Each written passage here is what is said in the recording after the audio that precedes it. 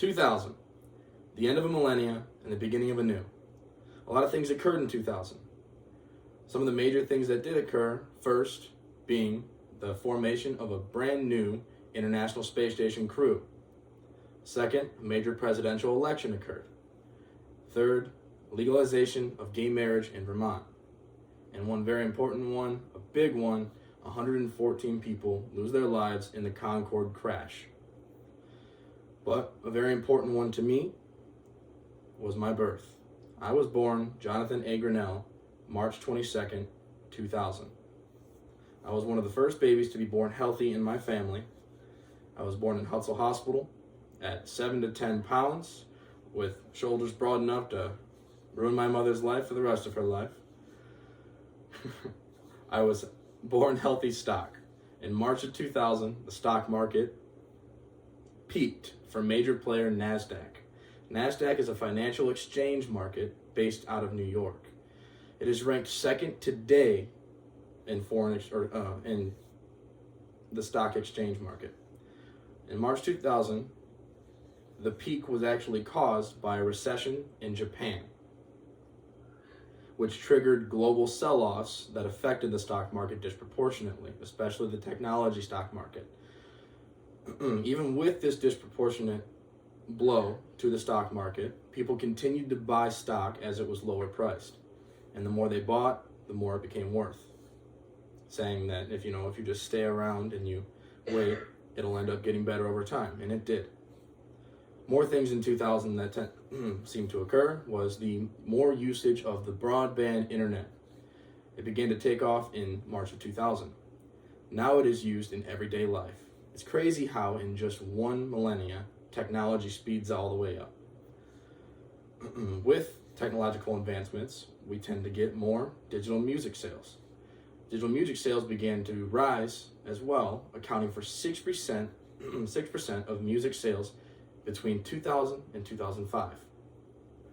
Adobe Flash began to be able to sustain video player usage, and we started to use USB flash drives to take over for floppy disks and DVDs. As the more space we needed to be able to hold more space so that we didn't, just have DVDs and floppy disks. In the years 2000 to 2003, we were given camera phones, Bluetooth, iPods, and a video game revolution, and much, much more.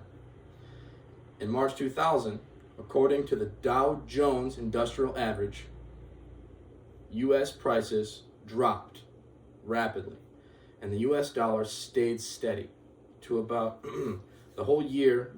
Gas prices being one of the major things to stay steady, being equal to about $1.51 in today's dollar. That is accounting for inflation. Can you believe that? Accounting for inflation, meaning that today's dollar, we'd be spending $1.51, and now we're spending $5 a gallon for gasoline.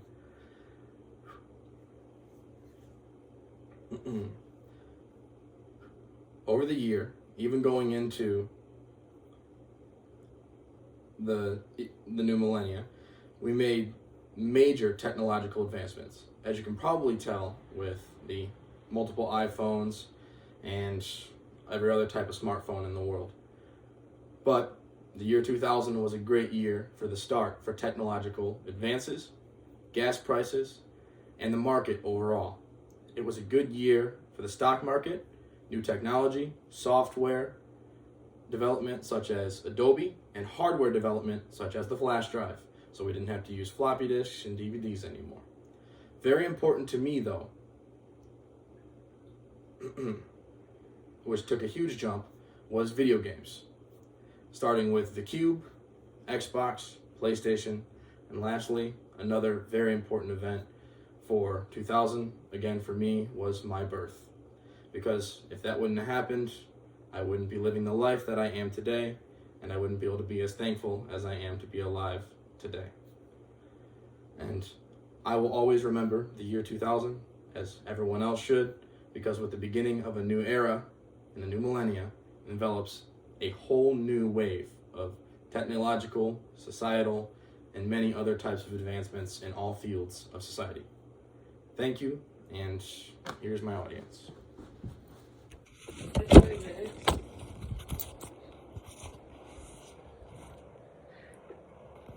Yeah, let's do that.